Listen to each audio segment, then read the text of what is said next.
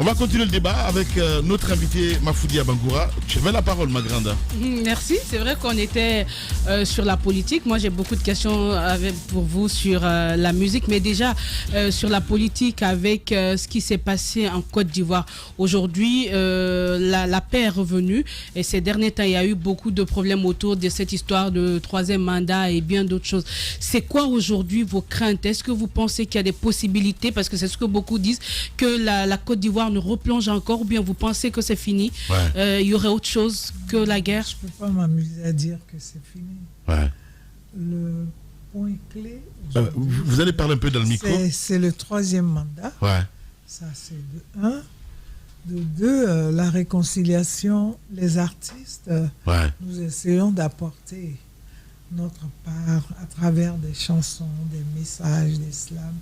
Mais est-ce que les politiciens eux-mêmes sont sincères concernant cette réconciliation? Parce que notre discordance arrange certains. Mais je suis perplexe. Très bien. D'accord.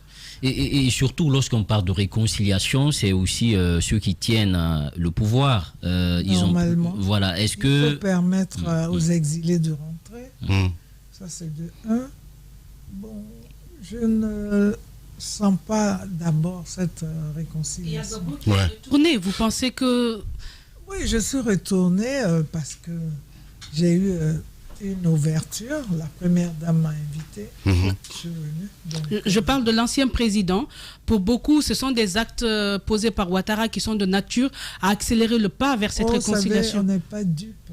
Nous essayons de tout faire pour que cette réconciliation soit vraie. Sinon, Gbagbo avait été libéré depuis un bon nombre de temps. Mais qu'est-ce qui se passait pour qu'il ne vienne pas? Il y avait un problème de passeport et tout. Donc il n'y a pas de sincérité en fait en vous écoutant ce matin. Moi, je ne sens pas de sincérité. On revient peut-être chez nous en Guinée, c'est important. Mais est-ce qu'on a mais est-ce qu'on a besoin à la fin, est-ce qu'on a besoin de sincérité dans le fond? Les politiques, c'est les champions du double langage, la roublardise. Et est-ce qu'au fond, on a besoin de sincérité? Est-ce que les symboles ne devraient pas suffire pour amener les acteurs autour de cela? Écoutez, moi, j'ai grandi dans un slogan, la paix, ce n'est pas ce qu'on dit, c'est dans le comportement. Et c'est ce que nous ne voyons pas venir. Il y a toujours... c'est pas ça. Si on vous posait la question, vous ne voyez pas de sincérité, pas de volonté politique, qui, selon vous, est à la base de cela? Je pense que les gouvernants devaient poser un acte qui nous prouve que, par exemple, libérer les prisonniers politiques, comme le président Gbagbo l'avait demandé au président Alassane Ouattara, c'était moi la tête de file. Si j'ai été acquitté, il n'y a pas de raison que mes généraux soient encore en prison. Ça, on n'a encore rien vu. Bien.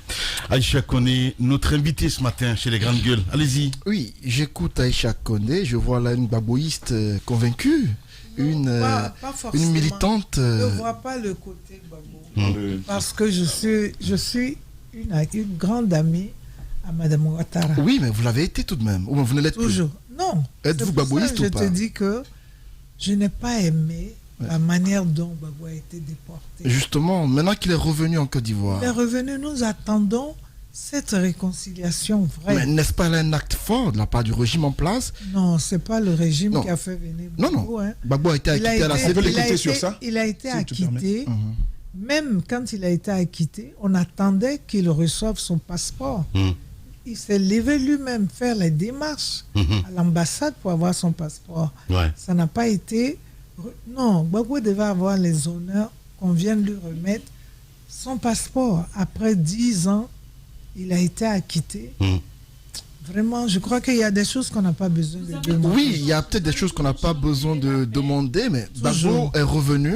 Il a été reçu par Alassane Ouattara. Il y a eu cette déclaration, écoutez, cette rencontre qui a été faite. Il y a des rencontres de facettes. Ce qu'on attend, c'est la libération des gens, des prisonniers qui sont là. Certains, il paraît, sont malades là-bas. Oui, mais il y a eu le retour tout de même. Il y a eu des grâces accordées à des détenus politiques. Vous, Aïcha Koné, étiez en exil en Guinée. Oui, on a permis votre retour en Côte d'Ivoire, ce qui n'était pas évident avant. Non, moi, ne confonds pas. Moi, j'ai eu peur, j'ai été traumatisée. Quand papa m'a eu au téléphone, j'étais en pleurs et...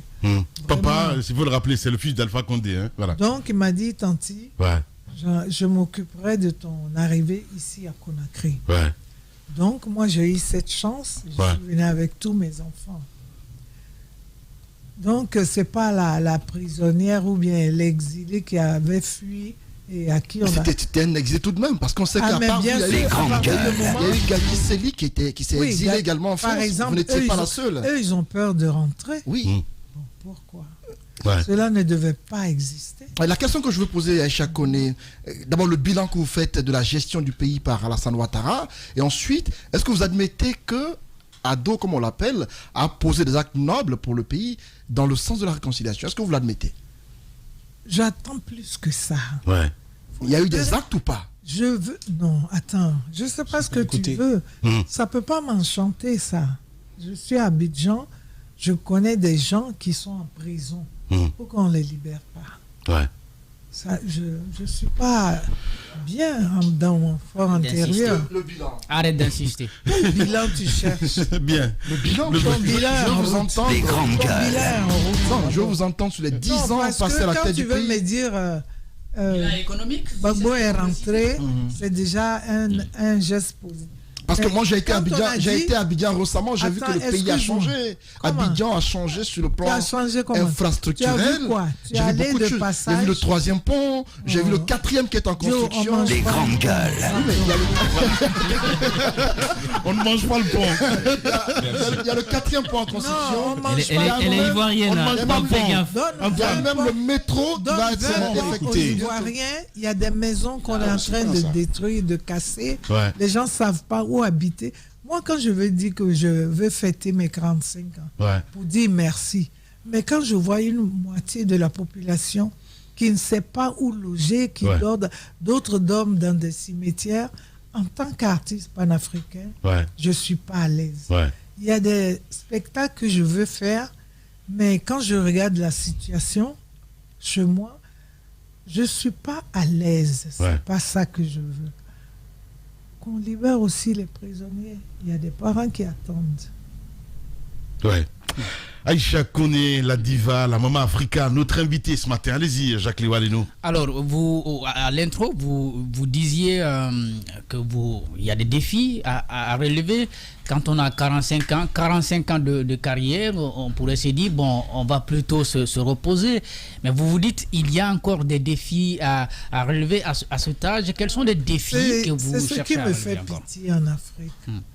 Tu vas dans les États-Unis, si l'artiste a une certaine maturité, l'âge et tout, et puis d'une humilité, mais l'Africain, là, tu as 20 ans de carrière, à quand la retraite? Je ne comprends pas.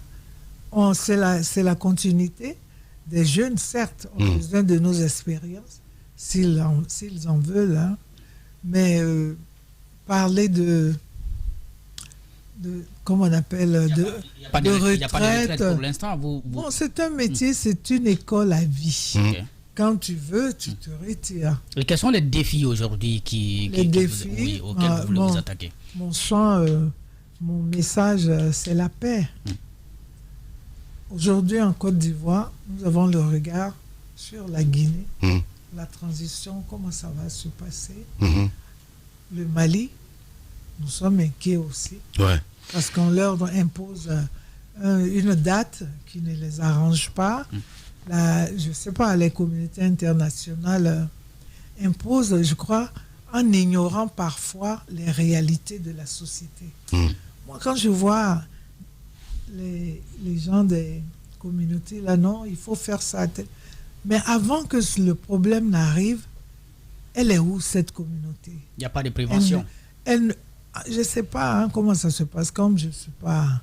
Mais n'attendez pas que ça soit gâté pour dire, on dirait que c'est pourri. Ben justement, peut-être pour revenir sur la Côte d'Ivoire, avant de poser sur votre carrière, il y a Laurent Gbagbo, par exemple, qui dans ses interviews, on sent en lui l'envie de revenir encore en politique, l'envie d'aller vers la prochaine présidentielle. Vous disiez tout à l'heure que vous êtes un enfant d'Houphouët-Boigny, et Gbagbo aussi, et Ouattara, et Bédié. Qu'est-ce que vous direz à ces politiques-là aujourd'hui? N'est-il pas le temps de dégager un peu le plancher pour les plus jeunes? Oh, vous aimez cette expression-là? Moi, je ne sais pas. Chacun est libre de faire sa politique comme il l'entend. Mais ce que nous déplorons actuellement, c'est la libération des prisonniers politiques. Il y a eu plus de 3000 morts. Et quand Gbagbo a quitté comme ça, on se demande finalement qui est le responsable. Mais vous devez vous poser la question, puisqu'il a été faire 10 ans là-bas. Et ils ont fait leur enquête. On trouve qu'il est acquitté. Donc, à vous-même de vous poser la question, ce n'est pas dans ma bouche. Bien, d'accord. Si vous permettez, juste 2 questions. D'abord, la première, c'est sur la crise. Il y a eu des morts. Forcément, il y a 2 camps. Alors, comment vous voyez cela? Est-ce que c'était la justice des vainqueurs? C'est la première. C'est-à-dire, vous faites exprès ou quoi? Il n'y a pas 3 camps, il y a 2. Un parti, on dit, c'est pas toi. Donc, d'accord. Et l'autre question, Mama Africa, c'est sur votre carrière. 45 ans, c'est du chemin, vous avez fait du chemin, félicitations. Est-ce que, si vous vous asseyez aujourd'hui dans votre pays, est-ce que vous dites qu'on ne vous a pas reconnu ce que vous avez mené pour qu'on lutte pour votre pays? Est-ce que ce que vous avez fait a été reconnu par les pouvoirs? Les politiques. Les politiques. Je serais ingrate si je parlais comme ça. Ouais. Quand je commençais, le premier président qui m'a reçu ici, à la case Bellevue, c'était le président Sékou Touré. Ouais. Il a même dit, ma fille, moi je ne te donne pas l'argent. Ouais. Je ne sais pas à qui il faisait allusion. Ouais. Mais voilà des bouquins. Il m'a donné 3 cantines de bouquins. Il dit, cultive-toi, informe-toi et apprends à aimer ton continent. Je vois, parce que le savoir, c'est une arme. C'est vrai. Ouais. Et ça, je peux dire que ça a été une des meilleures bénédictions pour moi. Vous les avez tous lus, ces bouquins? Pas tout, mais j'ai pu m'intéresser à la vie des gens comme Kwame Nkrumah. J'aurais vécu ici. Je me suis intéressé à la vie de Jomo Kenyatta. Je me suis intéressé à Cheikh Anta Diop. D'accord. Je me suis intéressé à la vie de Patrice Lumumba et tout. Ça a été... Sékou Touré m'a mise sur une voie. Je m'intéresse beaucoup à la politique. Est-ce qu'on peut dire qu'il a été un petit peu la base de cette, je ne vais pas dire de cette révolution, mais de cette militante engagée? Oui, il y a eu... l'engagement politique. Je lui dois cela parce que dans mes lectures, à travers les bouquins qu'il m'a offerts, et il m'a amené par Sékou le Gros du Bembeya, rencontrer Myriam Makeba.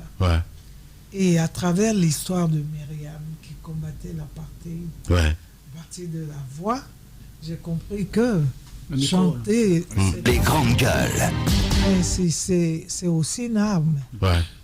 Le message qu'un artiste peut faire passer. Parce que la voix d'un artiste peut haranguer les foules, sensibiliser. Donc je crois que j'ai reçu quand même les meilleures écoles, les bases de ma culture. Au-delà du combat pour la paix, parce que vous faites appeler Mama Africa, ça veut dire que vous êtes panafricaniste. Évidemment. Oui, je ne me fais pas appeler. Je dis merci à la Guinée. Je suis venu ici pendant la crise et le concert qui a été organisé avec Tidiane World Music. World Music. Bien avant ça, il y avait Mass Production avec Istokera et Masséré. Mais quand je suis arrivé pendant la crise, papa a dit, Tanti, tu vois, ça te fait 30 ans de carrière, tu es là. Pendant le mois de mars, on va te célébrer pendant les 30 ans de carrière. Et c'est ce jour-là que la Guinée m'a appelé Maman Africa. Voilà, l'histoire retiendra. Donc je vous dois beaucoup, Aniché. Merci beaucoup. Allez-y, Tamba. Merci. Alors, donc vous avez eu du temps en Guinée, vous avez pu observer la société, vous qui avez rencontré Sékou Touré, qui avez lu, c'est d'ailleurs bien de savoir cela, c'est une très belle perche que vous nous tendez. Vous avez pu lire sur ces grandes figures. Comment, de ce moment que vous passez en Guinée, vous appréciez la gouvernance d'Alpha Condé? Comment il amène? Quel regard vous avez porté là-dessus? Ne m'appelez pas à juger Alpha Condé, hein, parce que je n'ai pas eu de contact avec lui. C'est mon fils qui m'a fait venir. Il faut que les choses soient claires. Vous m'avez jamais vu jouer à un gala ou bien un truc présidentiel. Mais vous, l'Africaine... Je n'ai pas eu cet honneur, non. Écoutez, je veux dire, vous, l'Africaine, vous avez regardé, c'est pas de le rencontrer, mais vous avez suivi ce qui se passe en Guinée. Non, j'ai suivi, exactement. J'ai suivi ce qui s'est passé le 5 septembre. Oui. Avant ça, pas du tout. Le problème d'ici, j'avais pas mal de voyages à faire.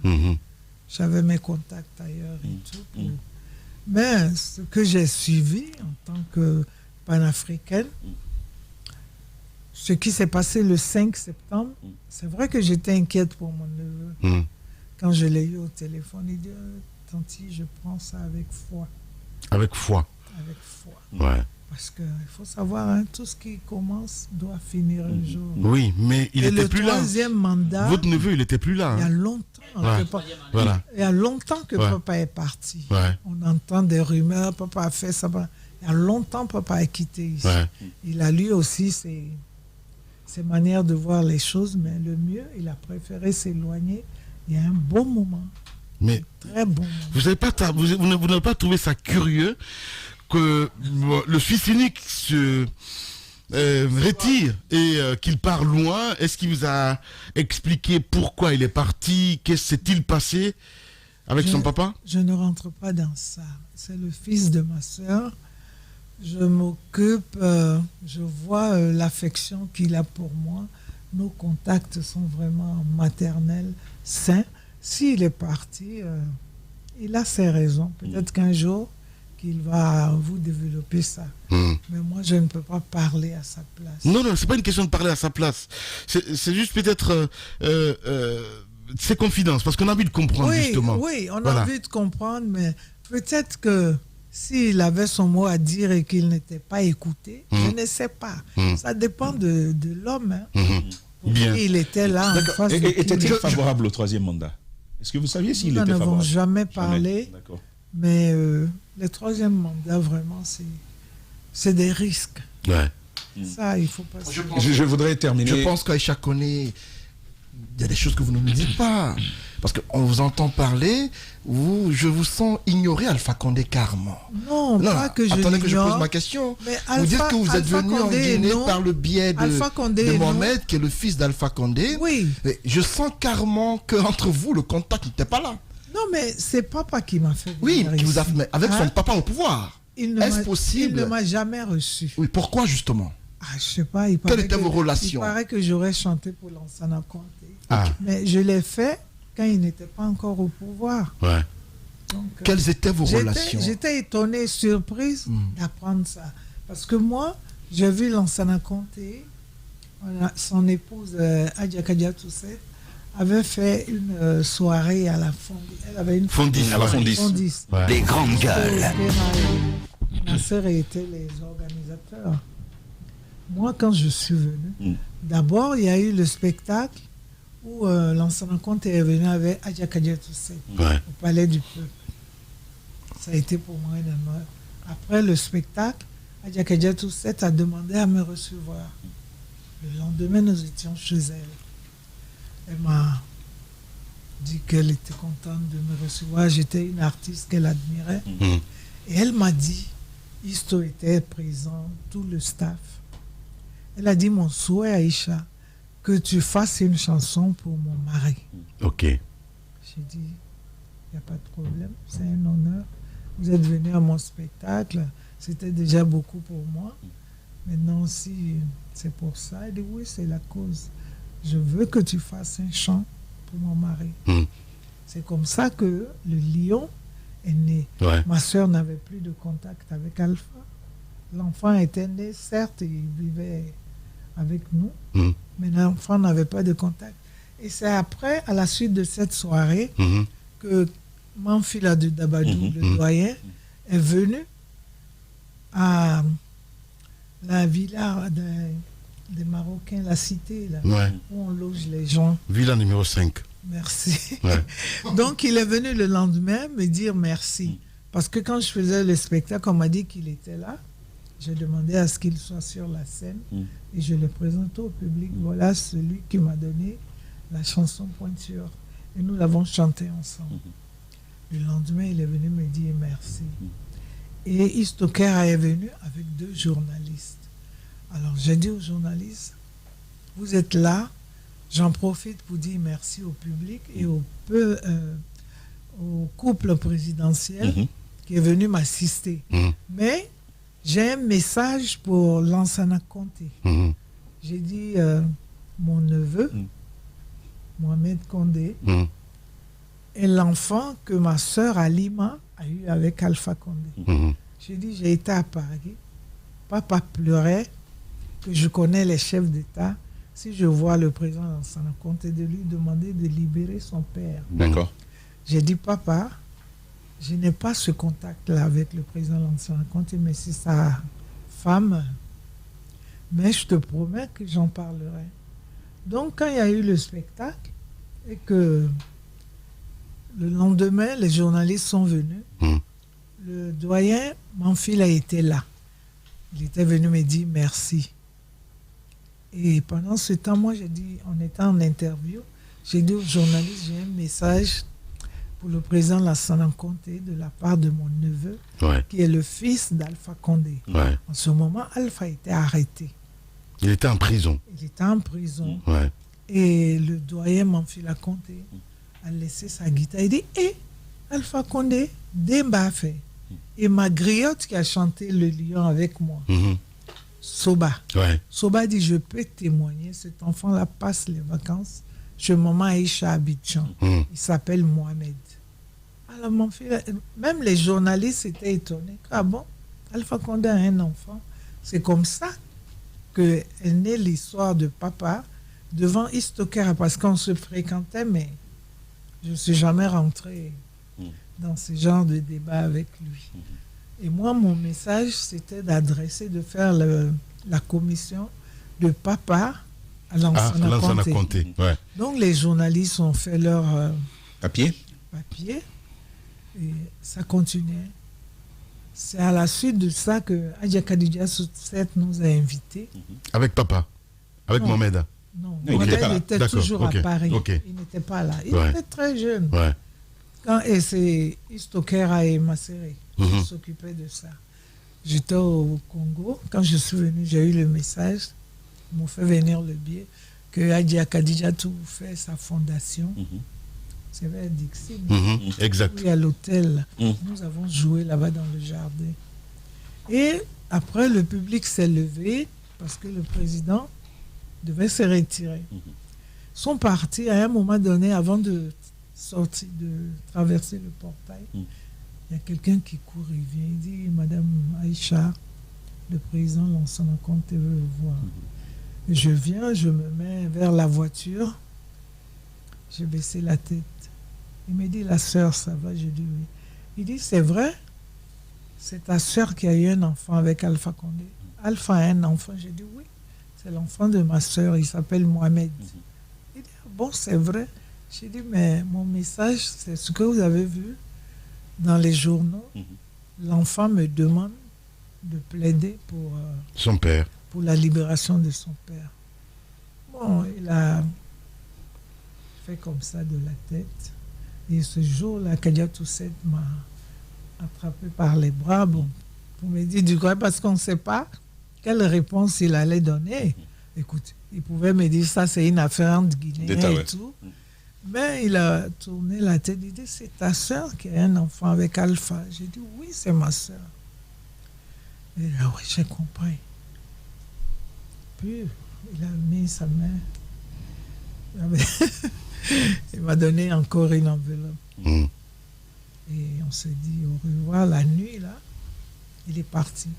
Le lendemain matin, c'était dimanche, il y a un monsieur qui est venu à mon portail, qui a sonné. On ouvre, bonjour, je suis monsieur Malik Sanko. Je suis le chef de protocole du président Lansana. Il me demande de venir vous chercher. Je monte et on s'en va au palais. Lansana était là, il m'a reçu. Il dit, j'ai compris ton message. Il n'y a pas de problème. Ça va, tu te sens bien et tout. J'ai dit oui. Vous partez. Quand j'ai dit non, je devais partir aujourd'hui. Mais bon, il me dit, bon, j'ai compris ton message. Et ce jour-là, il m'a remis encore le lendemain 3 enveloppes. Il y avait des euros, une enveloppe. Dans l'autre enveloppe, il y avait des dollars. Et dans l'autre enveloppe, il y avait des francs guinéens. Il m'a dit, si tu as besoin d'acheter du poisson, parce que nous en raffolons. Donc, il m'a dit au revoir, merci d'être venu pour la fondation de son épouse. Puis il m'a dit, j'ai compris ton message. Ouais. Bien. Voilà.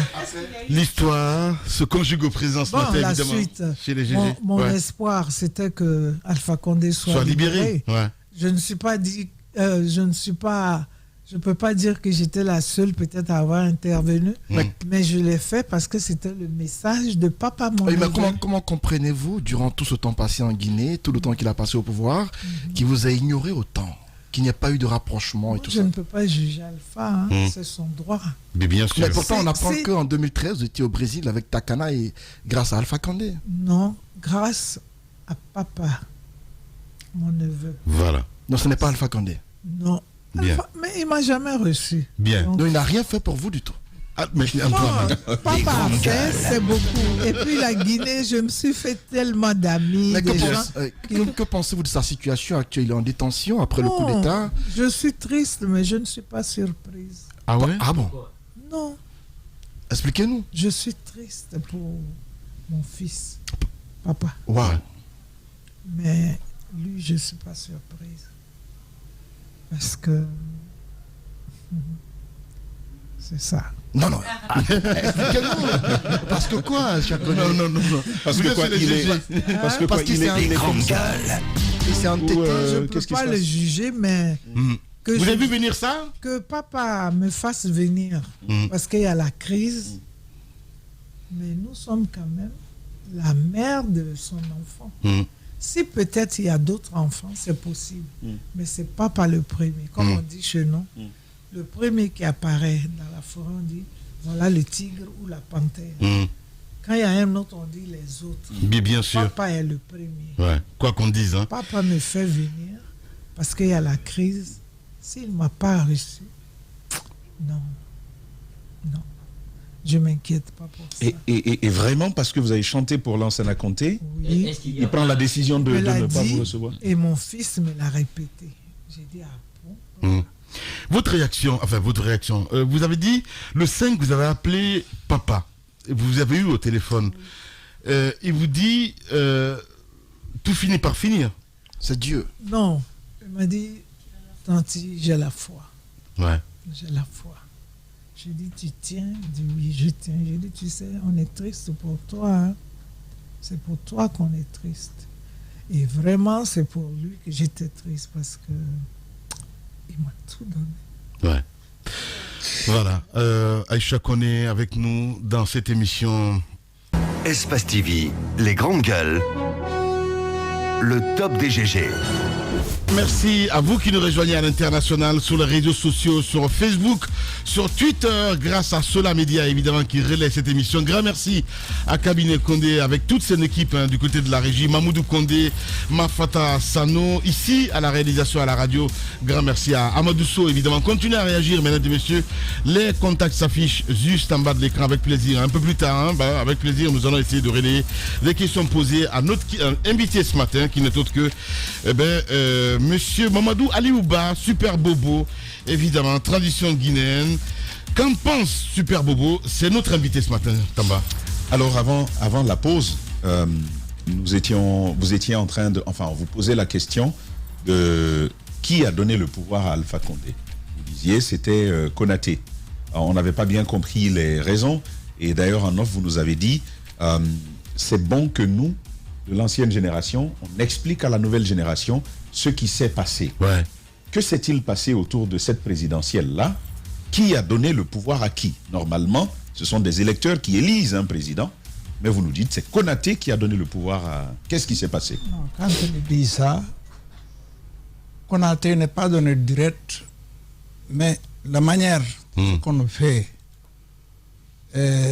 élection, loi dit, c'est dans 2 semaines, après le premier tour. On a mis 4 mois. Ça, c'est profond, la politique. 4 mois avant le deuxième tour. Alors, après des élections, moi, c'est 44%. Toi, c'est 18%. On n'arrivait pas pour ça. Mais la manière c'est passé l'élection, lorsqu'on nous dit c'est tel c'est gagné, ils ont pris l'affaire avec un bill. 14h et minuit. Avant de parler on a pris qui pour l'amener à Non, ville? qui a pris l'affaire? Qui a amené la question du président de l'élection en ville? C'était qui? C'est parce que c'est la société. La CENI? La CENI. Ok.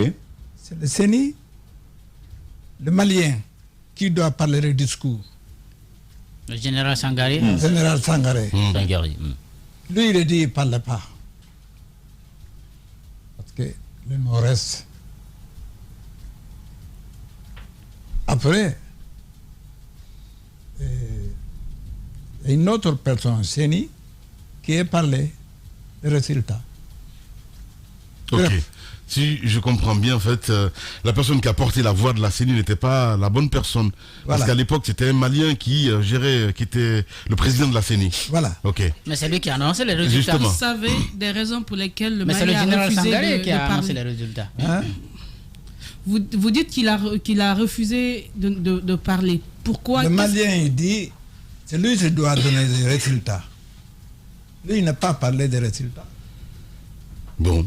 Mais qui a donné les résultats? Parce que nous... C'est notre Guinée. Qu'est-ce que vous voulez nous dire Parce que en nous nous, racontant, en nous disant c'est le général Sangaré qui a donné les résultats, je crois. Non. C'est pas le général Sangaré qui donne les résultats, c'est le gars de CENI.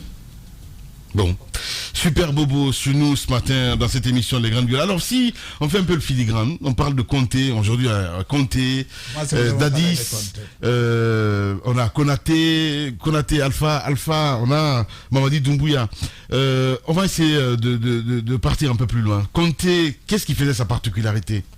Le particularité général Conté, quand il a pris les 3 avril, il a rendu compte, il a trouvé toutes les caisses vides. Oui. Il a envoyé Colonel Diarra Traoré à Dakar pour aller sur les raisons avec les ministres Sankolo Diallo. Oui. Ministre de l'Agriculture? Non, ok. Sankolo Diallo, C'est le secrétaire d'État, je crois. Ouais. Voilà. On est parti à Dakar. On a trouvé, on a réuni ces ambassadeurs guinéens. On a réuni là-bas. Il a dit, maintenant la Guinée est ouverte. On demande de vous, les Guinéens, qui sont quittés la Guinée de longtemps. Ouais. Il faut revenir. Ouais. Le pays est libre. On va protéger. Ouais. Moi, je lui dis, nous on dit d'accord. À l'époque, on l'a mis sur Guinée, tous les Guinéens, Karfala Yansane, nous tous on est à Dakar. Hein? Ouais. Il a demandé à ce que vous rentrez au pays. Oui. Ouais. Demandé de rentrer au pays. On organisait, nous les hommes d'affaires, on nous louait fret. On nous fretait Royal Air Maroc. Ouais. Vous avez frété un avion. Oui. Ouais. 50 personnes. Ouais. 20 hommes d'affaires et les fonctionnaires qui ne sont pas possibilité de rentrer en Guinée ou son père de rentrer. Oui, je vois. Ils ont peur de rentrer, d'autres avaient peur de rentrer au pays. Voilà. D'accord. On est venu Ouais. l'aéroport. Dès qu'on a vu les militaires, l'entente a compté avec tous les militaires l'aéroport. Dès qu'on a vu les militaires de Guinée qui ne voulaient même pas descendre, ils pensaient si on descend, on arrête. Ouais. Moi, je dit non, on va descendre. On a descendu, il y a des cars qui nous amènent nous au hôtel. C'est dit aux Guinéens, à nous au hôtel, ça pas l'appel, on loge ici parce qu'on paye en dollars. Et l'État guinéen, on ne connaît pas l'Air Force pour payer pour nous. Ouais. Ça pas l'appel. Ça, quand il n'a qu'à rentrer, c'est lui. Alors, moi, je rentré à l'Andrea. Dès que c'est quitté à l'hôtel, les gens rendent compte que c'est qui concourait, c'est lui, c'est payé l'hôtel. Ça, quand il est rentré, c'est lui. Ses parents. On a fait ce rendez-vous. Lendemain, c'est le colonel Diarra Traoré, ministre des étrangers. On a réuni là-bas. On vous a réunis à l'hôtel? Non. À la présidence. Diarra Traoré, peut-être le Premier ministre. Premier ministre. D'accord, ok. On a réuni chez lui. Nous, la délégation sénégalaise, tout le monde, Assimi Diallo est sorti un chèque payé pour nous tous, on doit rembourser. 7 millions. On donne à Diarra. Et colonel Diarra, il nous dit demain, aujourd'hui à 15h, il faut qu'on rencontre la Kansamori. C'est pas dans le public. Général Conté. Conté, oui. À 15h, on rencontre là-bas. Ouais. Général Conté nous dit, je remercie vous tous. Demain, on va visiter Palais des Nations. Il y en a parmi nous ici qui ne connaissent même pas Palais des Nations encore, on n'a pas visité. L'actuel palais Mohamed V, il faut le rappeler. Ouais. Mais on a demandé vous tous. Ouais. On n'a pas trouvé l'argent dans la caisse. Aider les pays. Venez la payer ouvert. Ouais. Nous, on va garder la sécurité. Ok. On a levé. C'est comme ça qu'on a commencé avec lui. Ouais. Et dès qu'on a organisé pour quel parti politique, parti commerçant, 10 personnes. Général Conté nous dit qu'il n'y a pas d'argent. Toutes les banques se fermaient.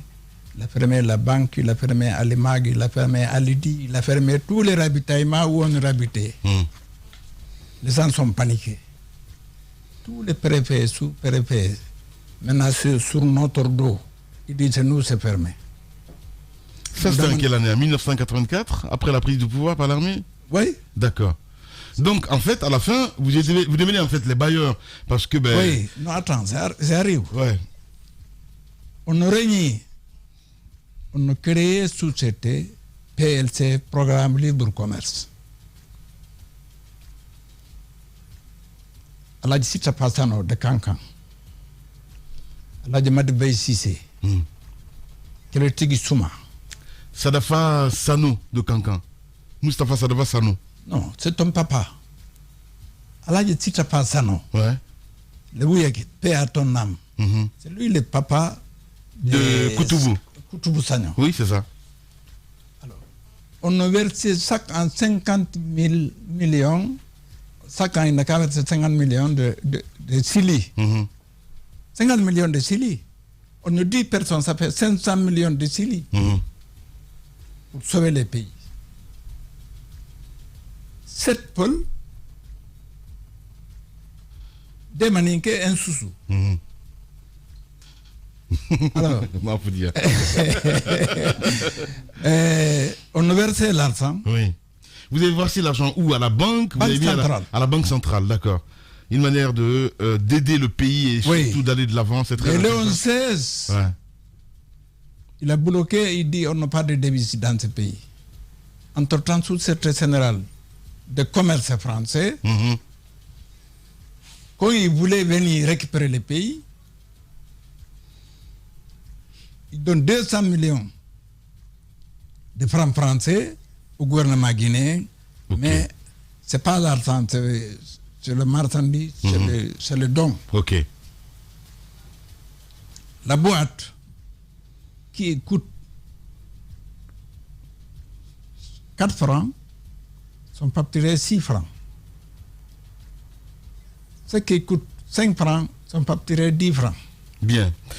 Ça veut dire qu'on paye 2 fois le prix. Entre-temps, nous aussi, notre société, PLC, Programme Libre Commerce, le 10 mois 1985, on a importé des sucres, on a importé du riz, on a importé tout. On fait concurrent à la société guinéenne de commerce.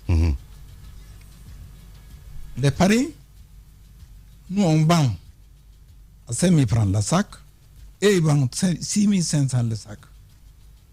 On fait les listes, on donne un Lansana Conté.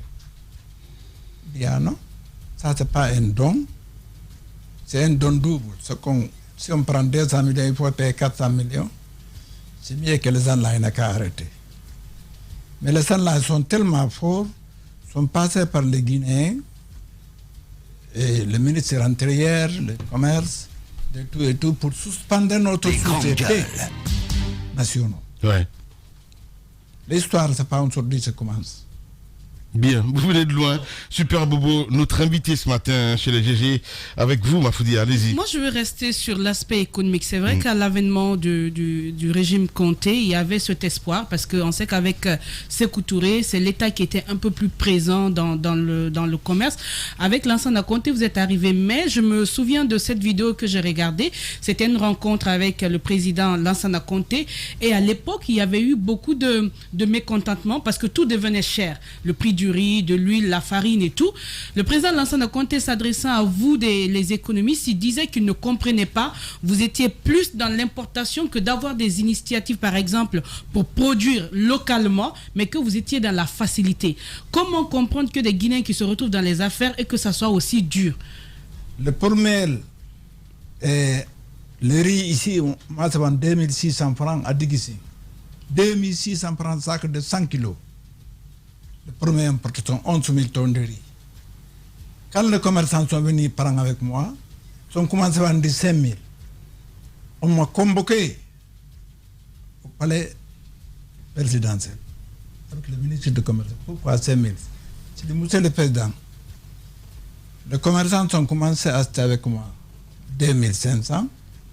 Ils ont commencé à vendre 5 000. Maintenant, c'est arrêté.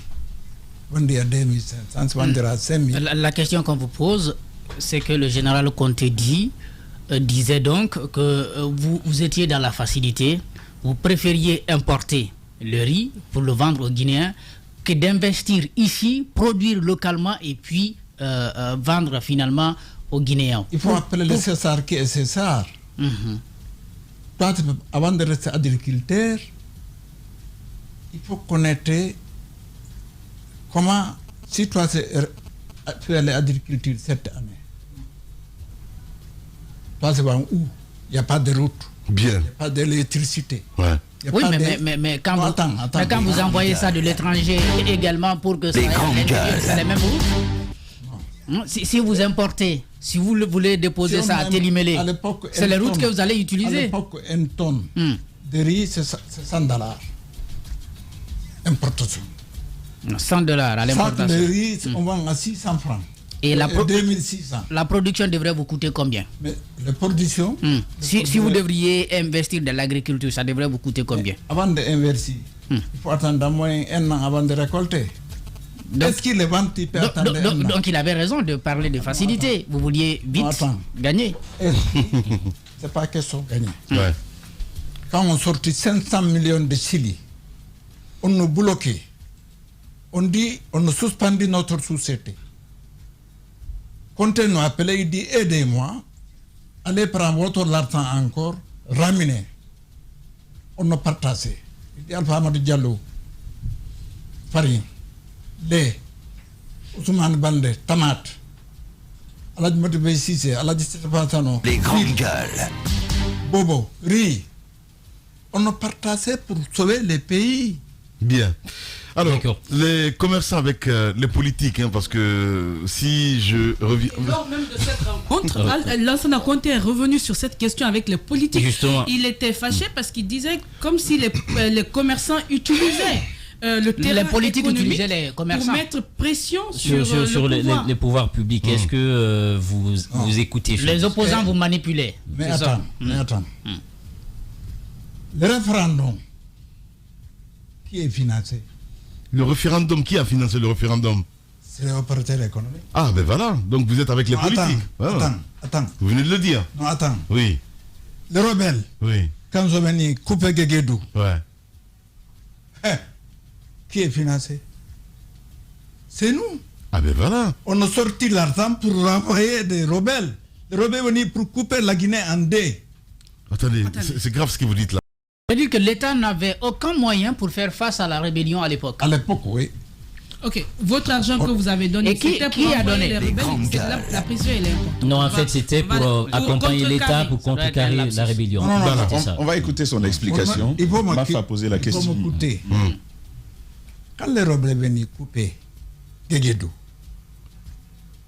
l'État sont coupés, voulait couper comme on fait ailleurs. Ça peut dire l'autre côté c'est les rebelles, notre côté ici, Lansana Conté ne peut pas dépasser Kindia.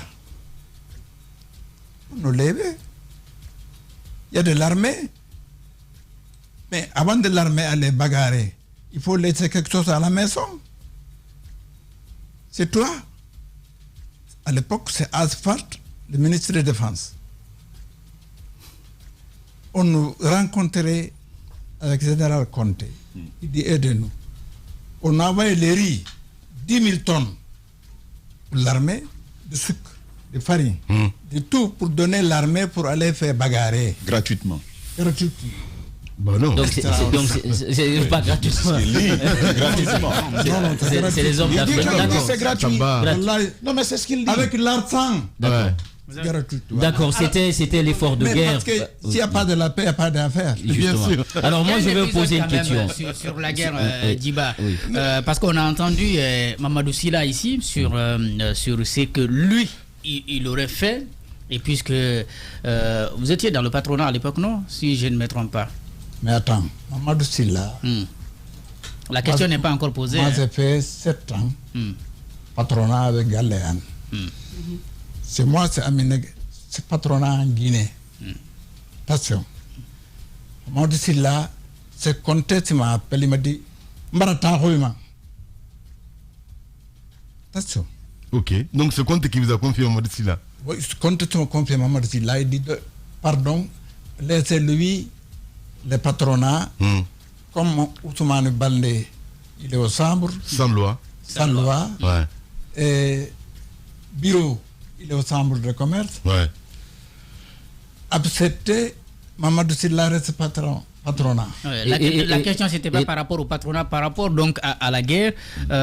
Il disait, et je crois qu'il continue à le clamer partout, que c'est lui qui a aidé, n'est-ce pas, le général Conté à... C'était les commerçants. Non.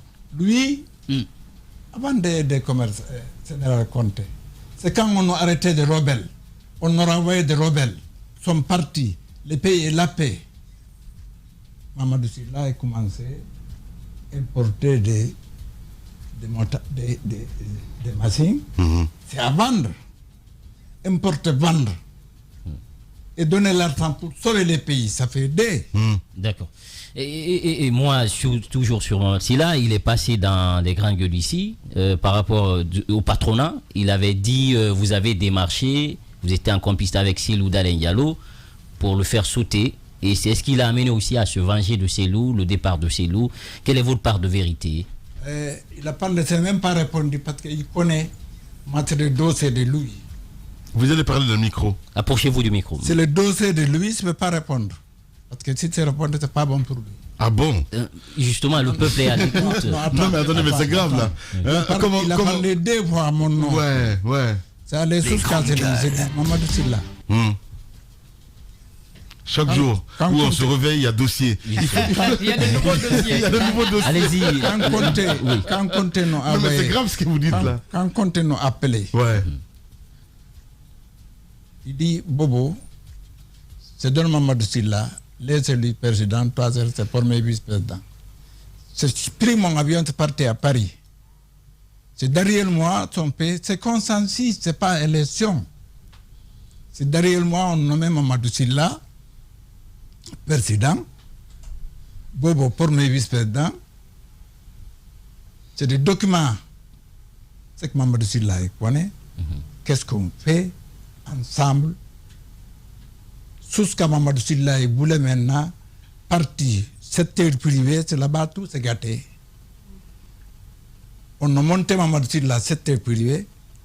Moi, c'est resté président patronat. Lui, il a monté secteur privé, coiffé là-haut. Il voulait garder là-haut. On dit, toi, c'est perdu. Monter là-haut, on ne peut pas garder en bas. Les grandes gueules. C'est là-bas il a commencé à rendre compte que ce n'est pas possible. Alors, j'ai appelé le ministre. Je lui dis. Quel ministre? Pardon. Ministre du Commerce. Ministre de l'Industrie. Premier ministre. Ok. Selou. Non. François Fall. Ah, François Fall, ok. Et Selou, moi, je n'ai jamais parlé avec Selou pour Mamadou Sylla. Ça, c'est pas vrai. Je n'ai jamais supporté Selou. Contraire, c'est resté avec Mamadou Sylla. Quand Mamadou Sylla a commencé à bagarrer avec moi, je suis la première personne à avoir Mamadou Sylla en tribunal. Personne n'ose t'en compter. Quand on aura envoyé Mamadou Sylla au patron, au secteur privé, je n'ai raconté, dit, laisse pas lui rentrer là-bas. Bien. Kera nous convoquait, c'est dit, Moussa Kera. Toi, c'est ministre de l'Emploi.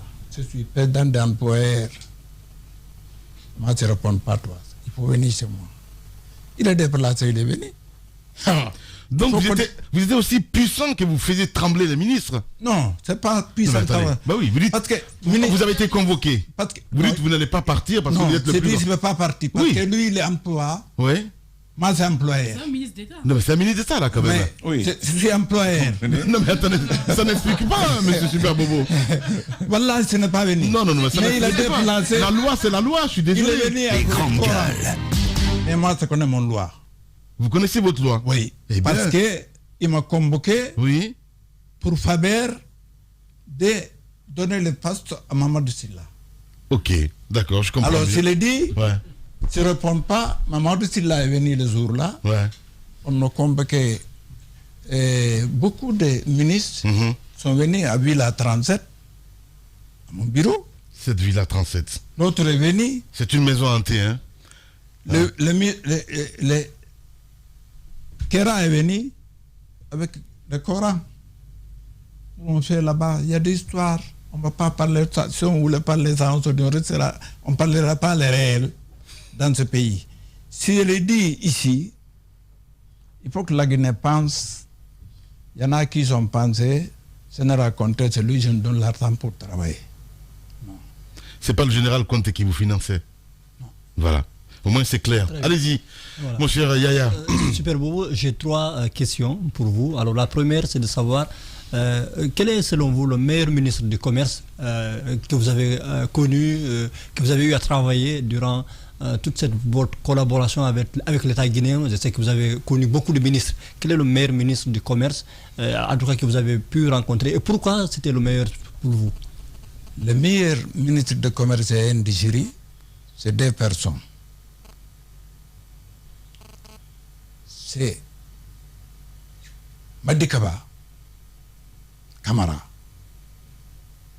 C'est un homme correct. Si toi, c'est voulais commencer sur comme ça, il dit arrête. L'avenir, c'est pas bon.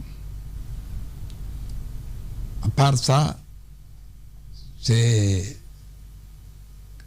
ancien à l'époque, il est mort, c'est le gars des anciens militaires qui a pris le pouvoir avec le général Lansana Conté.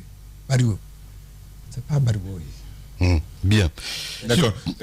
Moi, justement, on avance un peu. Janvier-février 2007, c'est vrai que les voix s'élèvent, mais l'élément déclencheur, c'est la cherté de la vie. Les prix ont connu une envolée. Justement, tout était cher. Est-ce que vous avez votre responsabilité à l'époque dans cette crise? Parce que ce qu'on disait, c'était fait à dessein pour fragiliser le régime Conté. Vous étiez en complicité avec l'opposition. Tout était devenu cher dans le pays. Est-ce que, à l'époque, vous avez eu une part de responsabilité dans ce qui s'était passé? C'est très profond. Et, vous voyez, lorsque tu as vu en Côte d'Ivoire, 3000 morts, on a attendu 10 ans, on dit, il n'y a pas de responsable. Quel pays?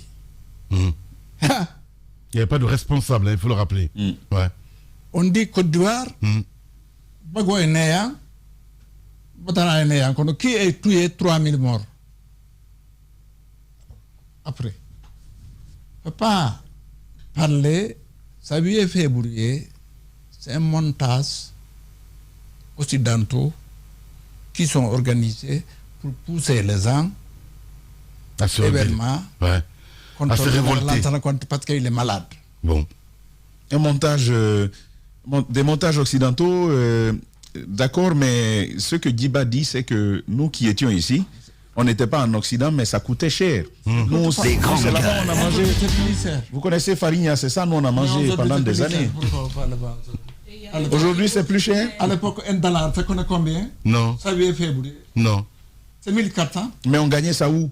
Ça ne se gagnait pas? Gagnait pas où? Oui, l'argent. Bien. Ça ne se trouvait pas, l'argent. Toi, tu n'as pas de l'argent parce que tu as des scènes. Oui. Pas de travail. La vérité de Super Bobo ce matin chez les Grandes Gueules sur Radio Espace Guinée. Allez-y, mon cher Thomas. Oui, oui. Alors, on poursuit cette interview avec les présidents. Vous avez connu beaucoup de présidents. Lamine posait la question tout à l'heure, je veux embrayer là-dessus. Il y a le président Conté que vous avez connu, le président Dadis, le président Konaté, le président Alpha Condé. Et aujourd'hui, il y a le président Mamadi Doumbouya que vous avez rencontré d'ailleurs. Moi, je veux vous poser deux questions. Une première, c'est la même que Yaya. Pour vous, le meilleur président, c'était qui de ces trois? Deuxième question. Vous avez aussi vu beaucoup de transitions. Avec Conté, transition. Avec Dadis et Konaté, transition. Et puis avec Doumbouya, transition. Quel conseil vous aimeriez donner aujourd'hui à Doumbouya pour que la transition marche, pour que ça fonctionne? Les Grandes Gueules. Merci beaucoup. Les conseils se donnent à Colonel Doumbouya. C'est un homme, il est zen, mais il est brave. Ce qu'il ose faire, c'est pas tout le monde sait faire. Ouais. Il y a des bénédictions aussi. Dieu il a amené une bénédiction à Colonel Doumbouya.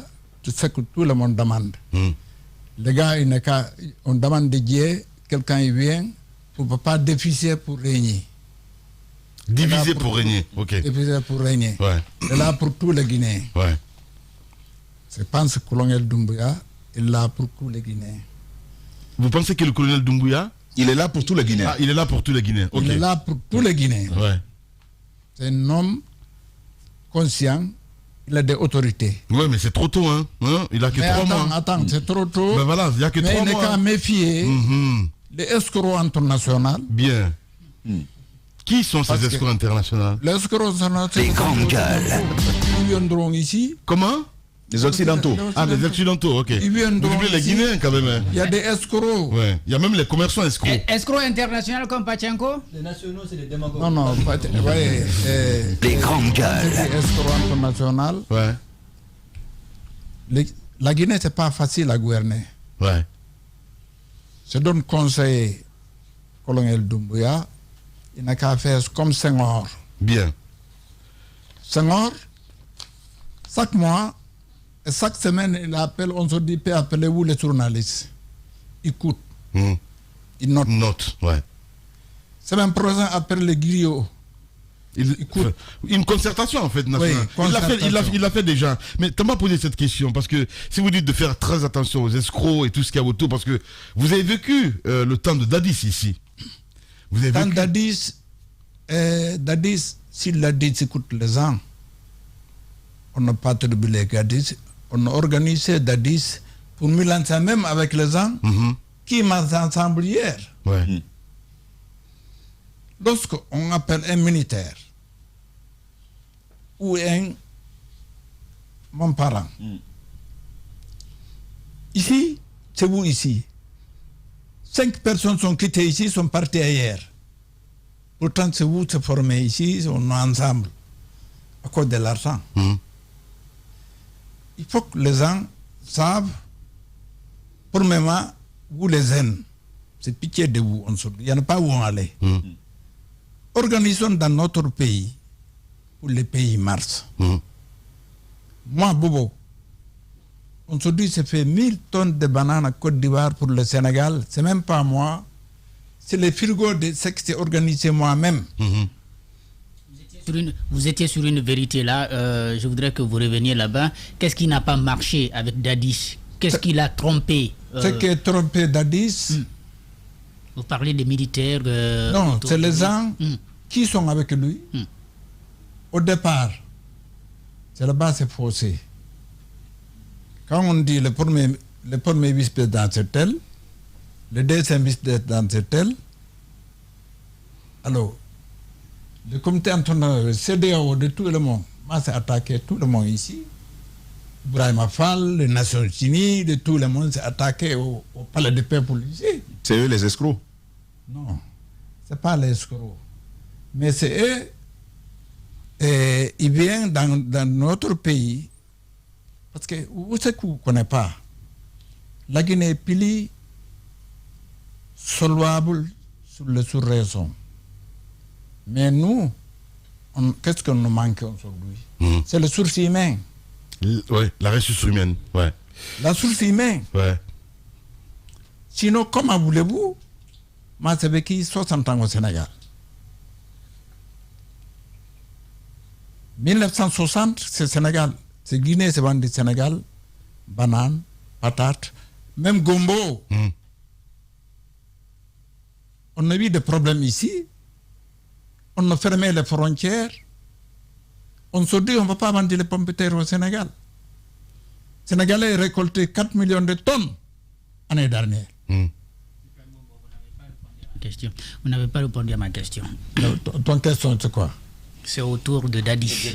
Qu'est-ce qu'il a pas marché? Dadis, c'est un homme. Est-ce qu'il a été trahi? Ah oui. Par qui? Par les collaborateurs de lui. Ouais. Il l'a dit, hein, lui-même Dadis. Voilà, super Bobo. Par les collaborateurs de lui. On ne l'a pas entendu. Sur une étape de notre histoire, vous n'allez pas sauter quand même les 10 années d'Alpha Condé. Alpha Condé... Je voulais, si tu permets, je voulais qu'il embraye sur le... C'est quelqu'un qui connaît quand même beaucoup de dossiers. Le 28 septembre, les massacres. Les grandes gueules. Au stade là, sous Dadis, parce qu'on est en train de finir avec l'épisode Dadis. C'est quoi? Qu'est-ce que vous savez du 28 septembre? Qu'est-ce qui s'est passé? Le 28 septembre, je ne suis pas là.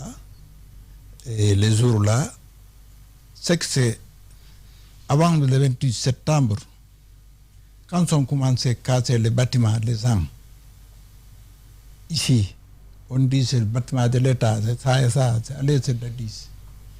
J'ai dit, monsieur le président, quand on passe un bâtiment, on perd le pouvoir. Il faut un peu dans le public méfier, casser un bâtiment.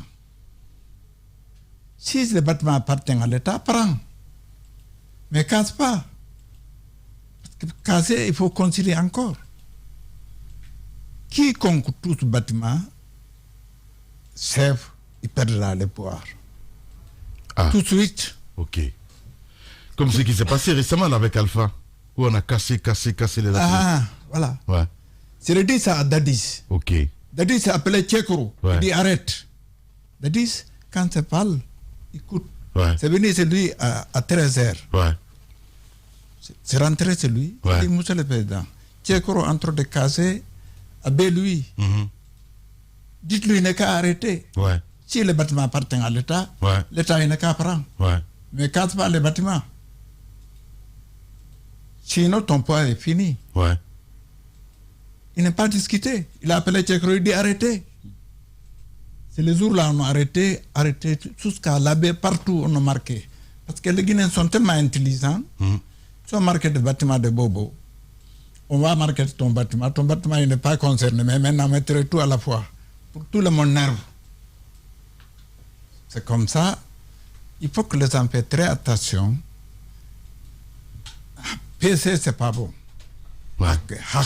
Ouais. Hacker, moi, quelqu'un commence à travailler. Depuis petit, ma pour dire aujourd'hui, commence à travailler jusqu'à construire une maison.